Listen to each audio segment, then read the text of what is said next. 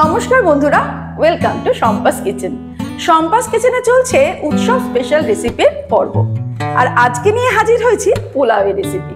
এই পোলাওটা সব থেকে সহজ পদ্ধতিতে তৈরি পোলাও, যা গরম গরম যে কোনো পনির, যে কোনো চিকেন বা যে কোনো মাটনের সাইড ডিশের সঙ্গে সার্ভ করলে দারুণ লাগবে। এই পোলাও সাধারণত আমরা দেখি যে অনুষ্ঠান বাড়িতে সার্ভ করা হয়, সেটা হতে পারে সাদা অথবা হলুদ, কিন্তু এরকমই দেখতে আর এরকমই টেস্টি। আর এটা বানানো যে কতটা সহজ সেটা আপনারা রেসিপিটা দেখলেই বুঝবেন।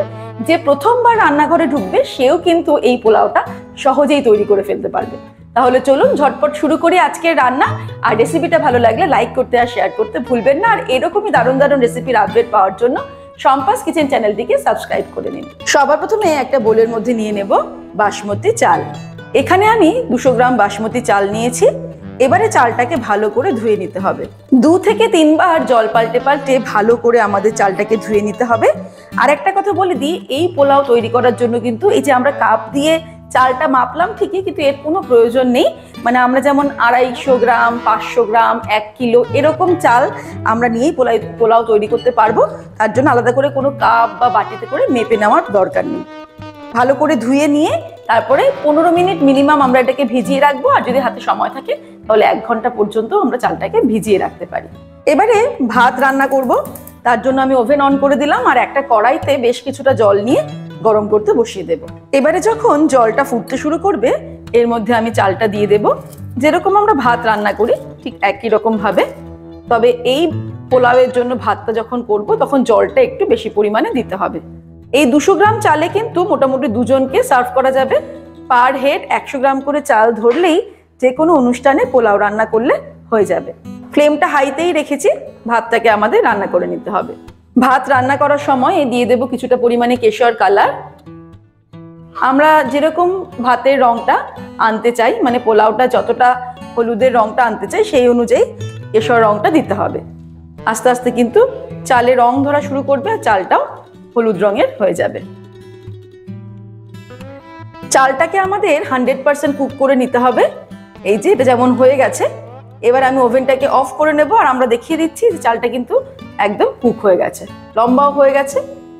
এবারে আমি ওভেনটাকে অফ করে দেব আর জলটাকে ঝরিয়ে নেব, তারপর ফিরে আসছি। এবারে একটা কড়াই গরম করে তার মধ্যে দিয়ে দেব 1 টেবিল স্পুন পরিমাণে ঘি। ফ্লেমটাকে একদম লো করে দেব। তার মধ্যে দিয়ে দিচ্ছি একটা তেজপাতা, সামান্য একটু গোটা গরম মশলা, যার মধ্যে নিয়েছি ছোট এলাচ, লবঙ্গ, দালচিনি আর গোলমরিচ। সবই অল্প অল্প নিয়েছি, যেহেতু আমরা মাত্র 200 গ্রাম চালের পোলাও তৈরি করছি। যখন বেশি পরিমাণে পোলাও তৈরি করব এগুলোর পরিমাণও বাড়িয়ে দিতে হবে। দিয়ে দিলাম কিছুটা পরিমাণে কাজু বাদাম আর কিশমিশ। জাস্ট 1 থেকে 2 মিনিট এটাকে একটু ফ্রাই করে নেব। ফ্লেমটা কিন্তু লোতেই রেখেছি। লো ফ্লেমেই কাজু কিশমিশটাকে ফ্রাই করলে সুবিধা হবে, না হলে কিন্তু কাজু বাদামটার গায়ে রং আস্তে আস্তে কিশমিশটা পুড়ে যাবে। ব্যাস, কাজু বাদাম আর কিশমিশটা যখন এরকম ফ্রাই হয়ে গেল, কিশমিশগুলো এরকম ফুলতে শুরু করবে, সেই অবস্থাতে আমি ওভেনটাকে অফ করে দেব।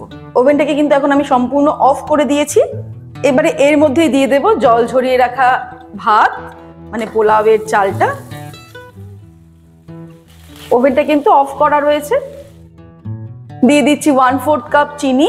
চিনির পরিমাণটা চালের পরিমাণের অনুপাতের সঙ্গে দিতে হবে। আমি 1 কাপের জন্য 1/4 কাপ চিনি অ্যাড করলাম। এক্ষেত্রে 200 গ্রাম চালের জন্য আমি এখানে 50 গ্রাম চিনি ব্যবহার করলাম। 1/2 টিস্পুন দিয়ে দিচ্ছি নুন। নুন চিনিটা যদিও নিজেদের স্বাদ অনুসারে অ্যাড করতে হবে। আমরা পোলাওটা কিসের সঙ্গে সার্ভ করব তার উপর ডিপেন্ড করে পোলাওটা কতটা মিষ্টি সেটা আমাদের দেখতে হবে। 1/2 টিস্পুন গরম মশলার গুঁড়ো দিয়ে দিলাম। আরও 1 টেবিল স্পুন ঘি দিয়ে দেব। দিয়ে দিচ্ছি 1 টিস্পুন গোলাপ জল, আর কেওড়া জলও দিয়ে দেব 1 টিস্পুন। অ্যাকচুয়ালি পোলাওতে গোলাপ জল, কেওড়া জল এগুলো কি পরিমাণে ব্যবহার করব সেটা কিন্তু সম্পূর্ণই নিজেদের উপর, কারা কতটা সুগন্ধিযুক্ত পোলাও পছন্দ করে খেতে তার উপর ডিপেন্ড করে ব্যবহার করতে হবে। এবারে হালকা হাতে এটাকে মিশিয়ে নেব। দারুণ সুগন্ধ বেরোনো শুরু হয়ে গেছে পোলাও থেকে। পোলাওটা দেখতে যতটা সুন্দর হয়েছে খেতেও কিন্তু ততটাই সুন্দর হবে। আর রান্না করতে কিন্তু কোনো অসুবিধাই হবে না। সবকিছুকে হালকা হাতে মেশাতে হবে যাতে চালগুলো ভেঙে না যায়, ভাতগুলো লম্বা লম্বাই থাকে। এটা অল্প পোলাও যখন করছি তখন কোনো অসুবিধাই নেই, কিন্তু যদি একটু বেশি মাপের যখন পোলাও করব তখনও কিন্তু একটু হালকা হাতে নেড়ে নিতে হবে। আর যেরকমটা দেখলেন যে এই পোলাও তৈরি করতে কিন্তু কোনো চালের পরিমাপ, মানে আমরা যেমন বাসন্তী পোলাও বা অন্য কোনো পোলাওয়ের ক্ষেত্রে জল আর চালের অনুপাতটা ভীষণ ইম্পর্টেন্ট, এই পোলাও এতটাই ইজি রান্না করা যে জল আর চালের কোনো অনুপাত নেই। আমরা যখন রান্না করছি মানে যে পরিমাণ চাল নেব সেটা 500 গ্রাম নিই, 1 কিলো নিই, 2 কিলো নিই, সেই চালটার ভাতটা তৈরি করতে হবে। আর ভাত করার জন্য একটু বেশি পরিমাণ জল দিয়ে ভাত করতে হবে যাতে চালটা একদম ঝরঝরে থাকে, মানে ভাতটা একদম ঝরঝরে আমরা নামাতে পারি। আর ভাতের মাঠটা আমরা চেষ্টা করবো যেরকম হাঁড়ি বা সসপ্যানে করলে এরকম ভাবে যে মাঠটা গালি ওটা না করে পুরো কোনো ঝুড়িতে বা স্টেনারে একদম ঢেলে দিয়ে জলটা ঝরালে কিন্তু পোলাওটা ভালো হয়। আর শুধুমাত্র চিনির পরিমাণটাই মাপটা ডিপেন্ড করে, চিনি আর নুন। আর সেটা তো বলেই দিলাম যে স্বাদ অনুসারে, কারণ অনেকে মিষ্টি মিষ্টি পোলাও পছন্দ করে, আবার অনেকে মিষ্টি পোলাও পছন্দ করে না। তাহলে তৈরি হয়ে গেল ইজিয়েস্ট পোলাও, আর একদম অনুষ্ঠান বাড়ির মতো দেখতে যেমন সুন্দর হয়েছে, সুগন্ধে সারা ঘর মমা করছে, মানে খিদে পেয়ে যাবে এরকম ব্যাপার যে এই পোলাওটা যখন বাড়িতে তৈরি হবে। এই পোলাওটা আগেই বলেছি যে কোনো পনিরের সাইড ডিশ হতে পারে, আলুর দম হতে পারে, যে কোনো চিকেন মাটন সব কিছুর সঙ্গে কিন্তু সার্ভ করা যাবে গরম গরম এই পোলাও। আর রেসিপিটা দেখে নিশ্চয়ই বুঝতে পেরেছেন যে কতটা ইজি, কোনো ঝামেলা নেই। পোলাও রান্না করতে যারা ভয় পান তারা কিন্তু এই পোলাওটা চট জলদি তৈরি করে নিতে পারবেন, আমি এইটুকু বলতে পারি। আজকে রেসিপিটা ভালো লাগলে রেসিপিটাকে লাইক করতেই হবে আর শেয়ার করতেই হবে।